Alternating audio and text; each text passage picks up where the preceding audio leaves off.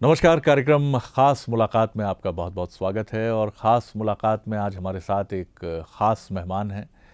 और इन मेहमान की अगर मैं इनका परिचय आपको दूं तो ये एक ऐसे बॉलीवुड के या हिंदी फिल्म सिनेमा के, और हिंदी फिल्म सिनेमा ही क्यों, मैं अगर उनको भारतीय फिल्म सिनेमा का एक समर्थ अभिनेता कहूं तो इसमें कोई अतिशयोक्ति नहीं होगी। समर्थ फिल्म अभिनेता भारतीय सिनेमा के मुकेश तिवारी जी, बहुत स्वागत करता हूं मुकेश जी आपका। धन्यवाद। जैसा मैंने आपके बारे में कहा कि आपको हम देखते हैं, आपसे मिलते हैं, तो कहीं एक बॉलीवुड का एक्टर नहीं दिखता, एक ऐसा संघर्ष करता हुआ व्यक्तित्व अभी भी आपका दिखता है जो एक्सप्लोर करने की कोशिश कर रहा है, जो ढूंढ रहा है, कुछ खोज रहा है। तो मैं कहूं अगर कि लगभग लगभग 1.5 दशक की आपकी यात्रा एक समर्थ अभिनेता की, आज आप भारतीय सिनेमा के समर्थ अभिनेताओं में तमिल, तेलुगु, हिंदी फिल्म सिनेमा, जी। कॉमेडी, विलेन, सब किरदार आपने निभाए, लेकिन खोज आपकी आंखें, आपकी बड़ी बड़ी आंखें, आपकी आंखों में तलाश अभी भी। निश्चित तौर पे अभिनेता हूँ, उससे पहले मैं एक व्यक्ति भी हूँ। और जिस परिवेश से आता हूँ वो परिवेश के कारण ही जो कुछ भी मैं हूँ। उस परिवेश ने मुझे वजूद दिया है, बुंदेलखंड ने, सागर ने, मध्य प्रदेश ने। अब वो बात मुझे बहुत अमूमन अजीब सी लगती है कि लोग बॉलीवुड में चकाचौंध की ज़िंदगी जीने जाते हैं या काम करने जाते हैं। वस्तुतः सिनेमा काम करने की जगह है, फिल्म्स काम करने की जगह है। अपने आप को आडंबर से युक्त करके लोगों पे थोपने की जगह नहीं है वो जो कि अमूमन होता है जी। सो मुझे लगता है कि उन चीज़ों ने मुझे बहुत कभी प्रभावित नहीं किया। बहुत ही डिफाइंड तरीके से दिया आपको कहूँ कि वो सब लग्जरीज़ हैं या आडंबर है, वो सब है, वो मुझे कभी भी नहीं लगता वो अभिनय का हिस्सा है। जी। और ना मेरे जीवन का हिस्सा वो रहा है, और ना मैं उसका बंधक बन के रहा हूँ। सो बाय प्रैक्टिस या बाय संस्कार कहें, वो चीज़ें हैं मेरे अंदर। जी जी जी। तो ये यात्रा जो आपकी चलती रही, इस यात्रा में रिट्रोस्पेक्शन भी होता है, आत्मनिरीक्षण भी होता है। मुकेश तिवारी एक अभिनेता के तौर पर अभी अपने को कहाँ रैंक करते हैं? क्योंकि आपसे बात करके हमको लगातार ये भी पता चलता है कि आप ही अपने सबसे बेहतर मूल्यांकन करता हैं, आप ही खुद सबसे बेहतर जज हैं अपने। अभिनेता के तौर पे मुझे लगता है कि अभी बहुत कुछ करना बाकी है। बहुत कुछ अपने आप की संभावनाएं जो हैं मेरे अंदर, जो मैं वो आत्मनिरीक्षण की आपने बात की जी तो वो उसको और अभी एक्सप्लोर या मतलब उसको एक्सप्लोरेशन तो चल ही रहा है, उसको अभी प्रदर्शित करना बाकी है। जी कहाँ पाते हैं उसके कई अलग अलग स्तरों पे व्यक्ति का मूल्यांकन होता है कि यदि आप पेज 3 के अभिनेता हैं तो रोज़ सुबह आपको लोग देखते हैं पेज 3 पे, तो उसमें मैं कहीं नहीं हूँ। और यदि सिनेमा की बात की जाए, फिल्म्स की बात की जाए, सो अभी जो वर्तमान के चुनिंदा निर्देशक हैं, जो पिछले दशक के जितने चुनिंदा निर्देशक हैं, सबके साथ काम कर रहा हूँ, अभी भी कर रहा हूँ, महत्वपूर्ण भूमिकाएं उनके साथ कर रहा हूँ। तो उसमें मुझे लगता है कि रैंकिंग में मैं कहीं नहीं हूँ, काम में हूँ। और बार बार उन्हीं के साथ काम करता रहता हूँ, बार बार वही निर्देशक मुझे रिपीट भी करते रहते हैं। तो वो मेरे संबंधों के कारण नहीं है उनसे, वो मेरी अपने अभिनय के प्रति और अपने कार्य के प्रति प्रतिबद्धता के कारण है शायद। जी। वो मूल्यांकन करते होंगे। हाँ हाँ। क्योंकि मैं व्यवहार के तौर पे मैं नहीं मानता कि मैं व्यक्ति के तौर पे यदि मैं बहुत शालीन तरीके से पेश आऊँगा तो इसलिए मुझे दोबारा वो काम देंगे। काम पाना कोई बहुत बड़ा संघर्ष नहीं है, अच्छा काम करना संघर्ष है। मैं थोड़ा सा आपको पीछे ले चलूं तो सागर से आप निकले हैं जी। और फिर नेशनल स्कूल ऑफ ड्रामा में आप पहुंचे हैं। मुंबई जब हम पहुंचते हैं तो वहाँ हम पाते हैं कि एक तरफ तो फिल्म घरानों से आने वाले उन खूबसूरत चेहरों का एक हुजूम सामने आता है जिनको संघर्ष करना नहीं पड़ता, जी। और दूसरी तरफ मुंबई में ही तैयार होने वाले उन युवक युवतियों से भी भिड़ंत होती है आप जैसे अभिनेताओं की, जो बहुत तैयारी से आते हैं। तैयारी से मेरा आशय है कि शरीर सौष्ठव, बॉडी बिल्डिंग, बढ़िया अंग्रेजी, बढ़िया तैयारी, उस तरह की जो प्रदर्शनवादी बहुत दिखती है।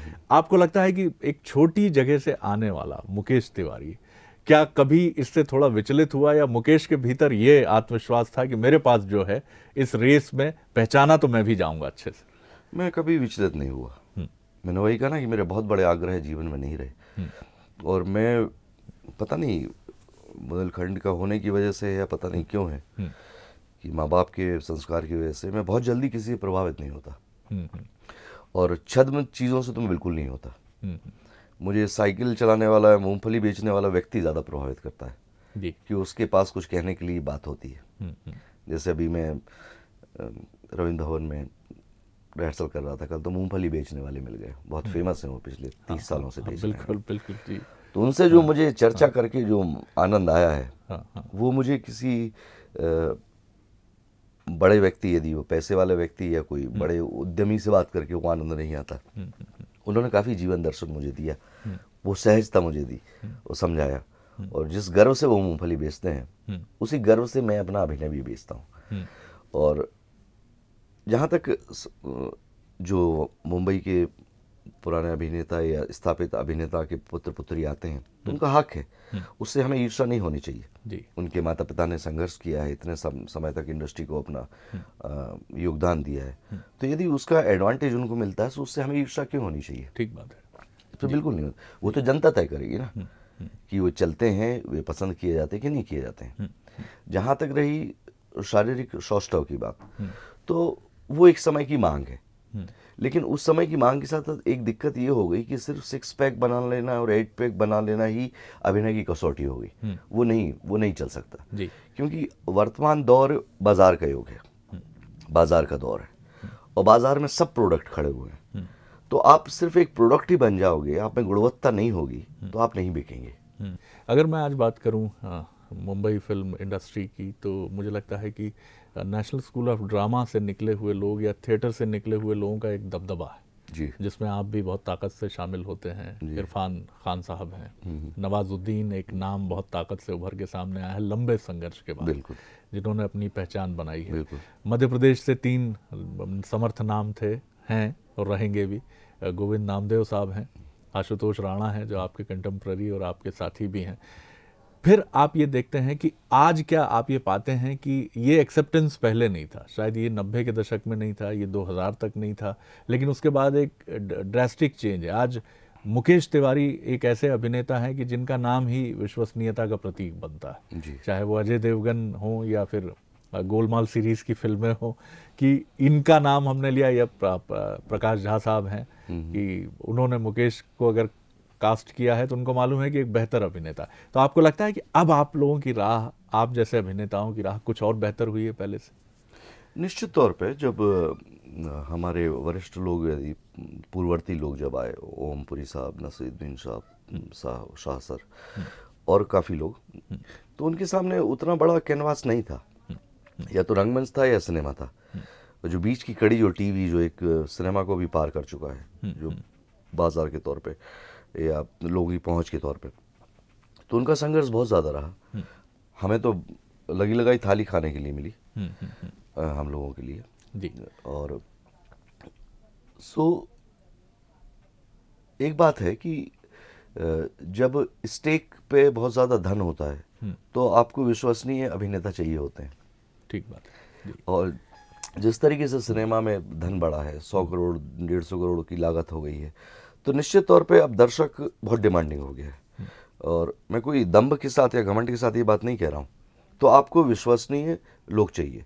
और दूसरा, दर्शक का भी एक परसेप्शन चेंज हुआ है अभिनेता को लेके, हीरो को लेके, नायक नायिका को लेके, कि उसको वो उस तरीके से खूबसूरत व्यक्ति नहीं चाहिए, उसको कथा कहने वाला, एक कंटेंट कहने वाला व्यक्ति, अभिनेता चाहिए जो उसकी पहुंच हो सके। इरफान साहब हैं, नवाजुद्दीन हैं, उन्होंने वो बात सिद्ध की। नसीर साहब बहुत पहले सिद्ध कर चुके थे ये बात को। लेकिन एक तरीके से मार्केट की, सिनेमाई मार्केट की तस्वीर बहुत बदली है मल्टीप्लेक्सेस के आने से। सब रीच बहुत हो गई है। यदि 100 करोड़ का सिनेमा बन रहा है तो 5 करोड़ 6 करोड़ का भी सिनेमा बन रहा है। निश्चित तौर पर रंगमंचीय अभिनेताओं की पहुंच और पूछ अब थोड़ी बढ़ गई है। मुकेश जी, आपने साउथ की तरफ भी रुख किया और वहाँ भी कुछ विलेनिश किरदार आपके काफ़ी चर्चा में रहे। पोक्किरी, शायद अगर मैं ठीक प्रोनाउंसिएशन कर रहा हूँ तो पोकरी जी। अभी भी क्या साउथ से आपका, क्योंकि हमने देखा है कि काफ़ी बॉलीवुड से कई अभिनेता वहाँ गए हैं और बड़ा उनका वेलकम हुआ है जी। क्या क्या लगता है आपको? बिकॉज कि मैं जब गया था तो पहली मैंने फिल्म की थी चेरन के साथ, जी। जो कि एक बहुत ही क्रिएटिव और एक्सपेरिमेंटल डायरेक्टर थे। सो एक लोगों को देखा था कि नहीं, ये डिफरेंट सा काम करने वाला कोई व्यक्ति है। और एक बड़े अटेम्प्ट के साथ मैंने तमिल खुद बोली थी। जितनी भी अभी मैंने 10 या 12 पिक्चर तमिल में की हैं उसमें से लगभग हिट हैं सब फिल्में। और पोकरी प्रभुदेवा की फिल्म थी जो वांटेड बाद में सलमान खान साहब ने की थी। तो अभी भी निरंतर है। अभी अक्टूबर में ही रिलीज़ हुई थी पूजई विशाल के साथ। So it was that was a big hit. अभी फिर से धनुष के साथ एक फिल्म रिलीज़ होने वाली है, अनेगन। केवी आनंद साहब उसके डायरेक्टर हैं। सो होपफुली वो भी एक अच्छी फिल्म होगी। सो अभिनेता के तौर पर वो एक बड़ा कैनवास खुल जाता है, आपको काफ़ी सीखने मिलता है। वो पराया तो नहीं है, क्योंकि हिंदुस्तान में एक बड़ी अजीब चीज़ है। यदि आप हॉलीवुड की फिल्म करते हैं तो आपको बहुत गर्व से और बड़ी उस दृष्टि से देखा जाता है जैसे आपने पता नहीं कहाँ तीर मार दिया हो। लेकिन जब अपने ही देश की अन्य भाषाओं में आप काम कर रहे होते हो तो आपको हेय दृष्टि से देखा जाता है। अच्छा आजकल आप तमिल तेलुगु भी कर रहे हैं, छत्तीसगढ़ी भी कर रहे हैं, भोजपुरी, इसमें हानि क्या है? हम अपने देश की, अपने राष्ट्र की अन्य भाषाओं में काम कर रहे हैं तो निश्चित तौर पर हम हिंदुस्तान ही एक्सप्लोर कर रहे हैं, एक नया कल्चर एक्सप्लोर कर रहे हैं। सो मुझे आनंद आता है उसमें, क्रेडिबिलिटी थी, लोगों ने विश्वास किया और निरंतर अभी एक, लेकिन अनुभव बहुत शानदार रहा। कष्टप्रद है निश्चित तौर पर, मैं बहुत अकेला हो जाता हूँ वहाँ जाके, क्योंकि भाषाई संकट होते हैं, आप बात नहीं कर सकते, बहुत गैप होते हैं चीज़ों के। लेकिन उस एकाकीपन में भी काफ़ी हो जाता है, मेरा अध्ययन काफ़ी बढ़ जाता है तब। और उस जद्दोजहद जो होती है कि नहीं मुझे लैंग्वेज सीखना है, 2-2 पेज के डायलॉग होते हैं, नहीं मैं खुद ही बोलूँगा, क्योंकि ABCD भी लोग बोलते थे लेकिन मुझे लगता नहीं वो चोरी होती है अपने काम से। तो वो प्रयास करके मुझे लगता कि हाँ मैं सक्षम हूँ, सीख सकता हूँ। भले ही आप डबिंग नहीं कर पाते हो लेकिन संवाद आप कठिनाई से जतन पूर्वक याद करके ही मैं याद डिलीवर करके ही करते हैं। बोलता हूँ जी मैं एक भी शब्द नहीं छोड़ता हूँ। जी। और अभी मैंने आपको बताऊं कि अनेगन की डबिंग भी मैंने ही की अभी मैं अड़ गया था कि नहीं मैं खुद ही डब करूँगा, क्योंकि कई बार आत्मा मर जाती है जब कोई और डब कर रहा होता है तो वो सिर्फ आवाज़ दे रहा होता है, उसमें आत्म नहीं होता है। अब एक तुलना भी की जाती है मुंबई फिल्म इंडस्ट्री और दक्षिण की इंडस्ट्री के कि वो ज़्यादा अनुशासित हैं, वहाँ ज़्यादा स्क्रिप्ट ज़्यादा बेहतर तरीके से पहले तैयारी कि इस तरह का कुछ कंपैरिजन आपने देखा साउथ और मुंबई, या हम भी मुंबई में भी अब वो सारी चीज़ें हैं? तुलनात्मक मुझे कोई अंतर विशिष्ट नज़र नहीं आता, क्योंकि सबकी अपनी अपनी काम करने की शैली है, सिनेमा बनाने का एक ढंग है। हाँ, अलग अलग निर्देशक का अलग अलग ढंग होता है काम करने का, कि यदि प्रकाश झा साहब हिंदी में हैं उस तरीके से काम करते हैं, बेहद अनुशासित हैं, 3-4 महीने पहले ही उनका पूरा होमवर्क हो गया होता है। तो तमिल में भी वैसे लोग हैं, कुछ लोग ऐसे हैं जो त्वरित स्टेज पे भी मतलब शूटिंग पे भी डायलॉग लिखते हैं तमिल में। सो उस तरीके से वो नहीं है। हाँ, उनका खाने के प्रति अनुशासन बहुत है कि टिफ़िन उनका बिल्कुल करेक्ट 7:30 बजे हो जाता है ब्रेकफास्ट, और लंच 1 बजे करना होता है। यदि 1:15 बजे तक भी लंच चला गया तो जनरेटर वाला जनरेटर ऑफ कर देता है।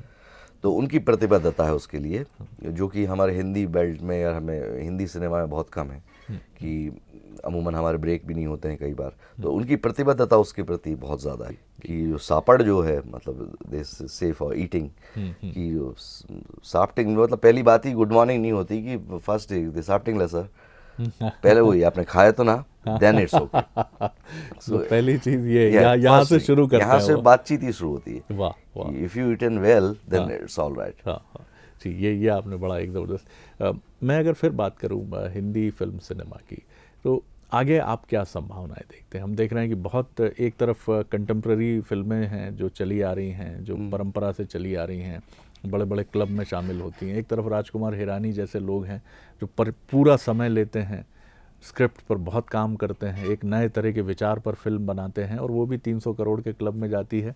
और शाहरुख खान साहब की जो परंपरागत फिल्म शैली है, जो परंपरागत फिल्म शैली से आती है, हैप्पी न्यू ईयर जैसी फिल्म, वो भी उस क्लब में जाती है। तो ये आप क्या देख रहे हैं, मतलब ये इसको आप किस तरह से देखते हैं कि ये दोनों ही सिनेमा आप गले मिलकर आगे बढ़ रहे हैं? क्योंकि नसीर साहब का मुझे वो एक उनका गुस्सा भी मुझे समझ में आता है जब वो मेन स्ट्रीम सिनेमा में आए, मुख्य धारा की फिल्मों में आए, तो वो कहते थे मैं अपनी नाराज़गी जता रहा हूँ, क्योंकि यहाँ अभिनय करना या नाचना करके ऐसा कहा गया उनके कुछ इंटरव्यूज़ में कि मैं अपना गुस्सा जता रहा हूँ, क्योंकि पैसा तो यही है। नहीं, मुझे लगता है कि इसमें कोई नाराज़गी, गुस्सा या क्रांतिकारी चीज़ उनका व्यक्तिगत हो सकता है। जी जी।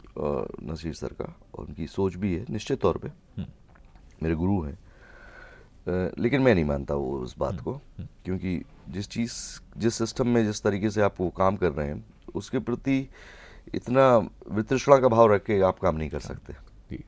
जो सच्चाई है उसको स्वीकार तो करना पड़ेगी, क्योंकि बड़े विशिष्ट फिल्मकार भी हुए हैं, यदि विमल रॉय भी हुए हैं, या राज कपूर साहब हुए हैं, गुरुदत्त साहब भी हुए हैं, तो यदि हिंदुस्तानी कल्चर में ही नृत्य और संगीत है तो हम उसको कैसे नकार सकते हैं? जी, उसे नहीं नकारा जा सकता। हाँ, हम फॉलोअर ज़रूर हैं, हम पढ़ते, हम फॉलो डीसी का को करते हैं, हम फेलिनी को करते हैं, आप फॉलोअर हो सकते हैं, आप अच्छा उन सिनेमा को मान सकते हैं। यदि भारतीय संस्कृति अगर हम देखी जाए तो हम हैं ही अभिव्यक्तिवादी। हमें रोने और हंसने में बहुत ज़्यादा वक्फा नहीं लगता, क्योंकि हम मूलतः आत्मिक तौर पे हम साफ लोग हैं।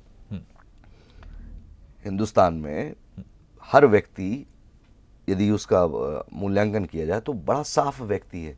अभी ऑडियंस का परसेप्शन, जहाँ तक मुझे लगता है, बहुत ज़्यादा चेंज हुआ है। वे हर उस फिल्म को देखना चाहते हैं जिसमें कंटेंट हो। दूसरा, हम इस बात को भूल जाते हैं कि बाजारवाद बहुत महत्वपूर्ण कड़ी है, इसको आप नकार नहीं सकते हैं। विकास और बाजारवाद कहीं ना कहीं पैरेलल ही हैं। बिल्कुल ठीक कर रहे हैं आप, इसको इग्नोर नहीं कर सकते हैं। जी जी जी। लोगों की तक सिनेमा की पहुंच बहुत बड़ी है। पहले एक प्रिंट सागर या भोपाल में आते आते तक शोले की 3 महीने लग जाता था।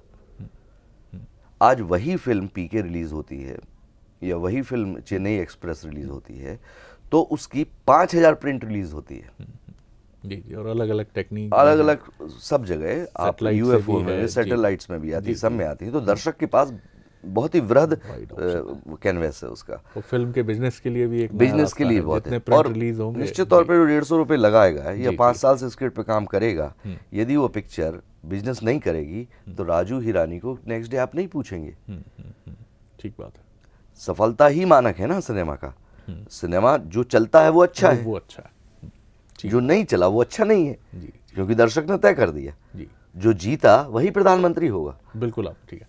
मैं आपकी पहली फिल्म की तरफ आऊँगा, जो जागीरा थी, उसमें आपके शुभचिंतक ऐसा मानते हैं कि ज़बरदस्त एक आपकी लैंडिंग थी उस फिल्म में, और गब्बर सिंह और जागीरा का किरदार जो है उसकी तुलना की, और आपने बड़ी मेहनत की थी, मुझे याद है कि ड्रेसअप, तमाम चीज़ें।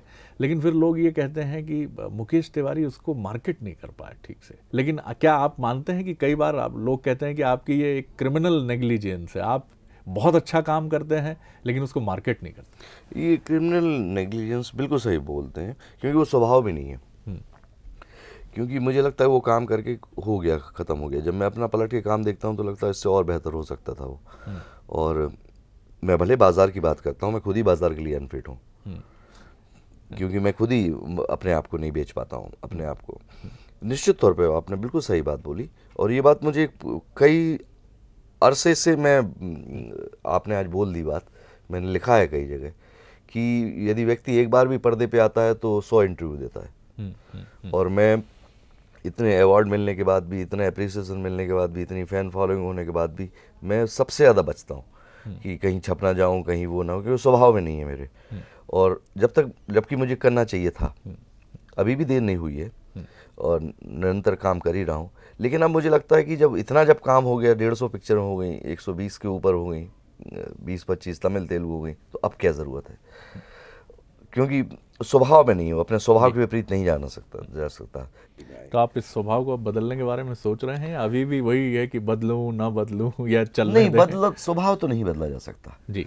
हाँ, मैं जो हूँ, हाँ, शैली जरूर बदली जा सकती है।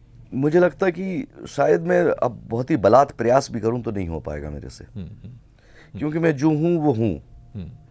और या तो आप मुझे वैसे स्वीकार कर लो या मुझे नकार दो। आमिर खान जैसे अभिनेता इतनी मेहनत करते हैं, जो कभी अवार्ड नाइट्स में नहीं जाते, बेवजह इंटरव्यू नहीं देते, लेकिन एक फिल्म रिलीज होती है तो तमाम मेहनत करते हैं। हाँ, तो आप एक और सच्ची बात को हमें स्वीकार करना पड़ेगा जी। कि आज की मार्केटिंग में हम जैसे चरित्र अभिनेता या खलनायक को कितना पब्लिसिटी में स्थान दिया जाता है। हाँ, ठीक बात है, बिल्कुल ठीक बात है। हमें यदि प्रोमो में भी डाल दिया जाता है तो फ़ोन घरघराने लगते हैं कि वो वाला कटवा दो, कि फिल्म इसकी है कि मेरी है। इस बात को भी तो तथ्य को हम भ्रम में नहीं जी सकते ना। जी जी जी जी। कि फिल्म आमिर भाई की रिलीज हो रही है तो आमिर भाई के ही इंटरव्यू छपेंगे ना। कितने अनुष्का के इंटरव्यू आपने पढ़ लिए, या कितने और से साथी कलाकारों के इंटरव्यू पढ़ लिए। बिल्कुल सच बात है ना। तो केंद्रित ही पीके और आमिर भाई और राजू हिरानी पे वो फिल्म, उसी पर फिल्म, ये अजय देवगन पे केंद्रित है, तो मैं उनके स्पेस में क्यों घुसूं? मुझे ये बात नहीं समझ में आती। बिल्कुल ठीक है, ये बहुत ईमानदाराना स्वीकारोक्ति है और बिल्कुल ठीक बात है। कंक्लूड करते हुए मैं आखिरी सवाल पे आता हूँ। मध्य प्रदेश आपकी जन्मभूमि है जी, और यहाँ से सफ़र शुरू करके आप दिल्ली होते हुए मुंबई पहुँचे। राजनीति की गलियाँ एक अभिनेता को भी बहुत खींचती हैं और आपके बड़े भाई राजनीति कर ही रहे हैं और पॉलिटिक्स में लंबे समय से सक्रिय हैं। क्या मुकेश तिवारी भी कभी सोचेंगे, उनको एक अभिनेता के तौर पर धन और मान दोनों मिला है, और क्या वो लौटना भी चाहेंगे उसी बुंदेलखंड में, उसी बुंदेलखंड की गलियों में एक जनप्रतिनिधि के रूप में भी? और निश्चित तौर पर मान और धन के लिए शायद वो नहीं आना चाहेंगे, लेकिन सेवा के एक मीडियम को चुनना चाहेंगे, क्योंकि मैं देखता हूं कि एक देशज व्यक्तित्व तमाम मुंबई में भटकने के गलियों में अपने को साबित करने के बाद भी आपके भीतर का मुकेश तिवारी वही है जो बुंदेलखंडी टनक के साथ आज भी सामर्थ्य के साथ जीवित है। मैं बहुत ही स्पष्ट तरीके से कहूँ तो मेरी बेहद इच्छा है जी, राजनीति में आने की नहीं, बुंदेलखंड के प्रति काम करने की। क्योंकि कई बार मैं बहुत ही गलत शब्दों का भी प्रयोग कर लेता हूँ जो सामाजिक तौर पे वो गलत समझे जाएंगे, कि अजब सा मरघट बना के रखा है लोगों ने। ये बुंदेलखंड के परिप्रेक्ष्य में आप उसी परिप्रेक्ष्य में कह रहा हूँ जी, कि सिर्फ जन्मना है और मरना है, उसके बीच की कोई यात्रा नहीं है। ऐसा क्यों? ये बात मुझे बहुत उद्वेलित करती है जी। इस पर बुंदेलखंड के परिप्रेक्ष्य में खास तौर पे, जिनके पास क्षमता है, सत्ता है, शक्ति है, उनका कोई ध्यान नहीं है उस पर। अभी से नहीं, मैं बचपन से देख रहा हूँ, किसी विशेष दल के प्रति भी नहीं, सारे दल की। क्योंकि सत्ता का स्वरूप यही होता है, उसमें कोई दल ये बदल जाए वो बदल जाए उससे कोई फर्क नहीं पड़ता। सत्ता का स्वरूप वही है, वही धन, वही मान, उससे ज़्यादा कुछ नहीं है। समाज कई बहुत ज़्यादा पीछे छूट जाता है। जब तक नहीं आती सत्ता तब तक आपको लगता है कि हम संघर्षरत हैं, बदल देंगे। जैसे ही आप उस पर आसन होते हो वही परिपाटी आप निभा रहे होते हैं। बहुत संभावना है बुंदेलखंड में, और जिस तरीके से बुंदेलखंड का युवा वर्ग अभी जो पलायन कर रहा है बेहद तरीके से। आज यदि मैं सागर की बात करूं तो हर घर से यदि 3 बच्चे उस घर में हैं तो 2 बच्चे बाहर हैं। उसे अपना भविष्य बुंदेलखंड में नहीं दिखता। और बात कोफ्त की होती है, हमें भी निकलना पड़ा, पढ़ाई के लिए लोग बाहर निकलते हैं, लेकिन वे लौटना ही नहीं चाहते। वो जयपुर में मकान खरीद लेंगे, बेंगलोर में खरीद लेंगे, इंदौर या भोपाल में खरीद लेंगे, लेकिन बुंदेलखंड में मकान नहीं खरीदना चाहते वो। जी जी जी। ये कष्ट पहुंचाने वाली बात। पैसा आए कहाँ से, लौटे कैसे? लौटे कैसे जी। और किसी ने भी उसके आत्म को टटोला ही नहीं है कि बुंदेलखंड वस्तुतः चाहता क्या है, कैसे लौटेंगे, किस तरह से, किस भूमिका। वही मैं सोचता हूँ। एक दो बार मैंने कोशिश करी, एक दो बार जब मैं घुसता हूँ तो मैं खुद ही आक्रांत होकर बाहर निकल आया। क्योंकि जो तंत्र है, जिस तरीके से लोगों के आसपास है, वो मैं सोचता रहता हूँ। जैसे मेरी एक बहुत ही, मैं सोचता हूँ कि मैं नहीं यार वैसे वाला नहीं कर पाऊंगा तो दूसरे तरीके से मुझे करना पड़ेगा। जैसे मुझे है कि मुझे अनाथालय बनाना है और मुझे एक अपना वृद्धाश्रम बनाना है जो मैं खुद रन करूं। मुझे कोई एनजीओ नहीं चलाना है, उसमें बिल्कुल मैं नहीं चाहता हूं सरकार मदद करे। सरकार किस किस की मदद करेगी, ठीक है, और क्यों करे? एक व्यक्ति का दायित्व है, मेरी एक कल्पना है, मैं करूंगा। सिर्फ धन आवश्यकता नहीं होती है किसी चीज़ के लिए, नियत भी आवश्यक होती है। और सो उस तरीके से अब मैं करना चाहता हूँ। जी। लेकिन राजनीति में आएंगे नहीं आएंगे ये अभी तय नहीं है आपका? मुझे लगता है लोकतंत्र में रहने वाला हर व्यक्ति राजनीति में तो है, और क्यों ना हो। और मैं जो है, जैसा मेरा स्वभाव हो, पता नहीं कैसा बिल्डअप है मेरा, कि मैं हमेशा सत्ता के विपरीत रहता हूँ। मैं हमेशा सत्ता के विरुद्ध रहता हूँ। जी जी जी। सो इस मायने में आप लोकतंत्र के सच्चे संरक्षक हैं। हाँ, तो मैं हमेशा सत्ता के पक्षधर कभी नहीं रहा मैं, जी जी। कि एकदम अनुयायी हो जाऊं उनका कि यही आदर्श पुरुष हैं। सो मुझे हमेशा लगता है कि गुंजाइश रहती है आलोचना, समालोचना, सब चीज़ों की। बहुत धन्यवाद करते हैं मुकेश जी, आपसे बात करना वाकई एक बहुत अच्छा अनुभव है, और बहुत शुभकामनाएं देते हैं आपको, क्योंकि मैं देखता हूं कि एक खालीपन नहीं है, आपके पास विचारों की पूंजी है, और मैं देख रहा हूं कि आगे जीवन की यात्रा के पड़ाव भी आपने, और पड़ाव ऐसे हैं कि समाज से अगर मिला है तो समाज को बिल्कुल लौटाना भी है। बिल्कुल, मेरा वही कहना था कि जी, तो प्रकृति हमें पल पल सिखाती है। जी जी, तो मेरी बहुत शुभकामनाएं हैं आपको कि आप अपने इन उद्देश्यों को फुलफिल कर सकें। बहुत बहुत शुभकामनाएं इस बातचीत के लिए। ये थे मुकेश तिवारी, अभिनेता, हिंदी फिल्म सिनेमा के। ख़ास मुलाकात में इतना ही। अगली बार एक और ख़ास शख्सियत को लेकर आपसे रूबरू होंगे। इजाज़त दीजिए, नमस्कार।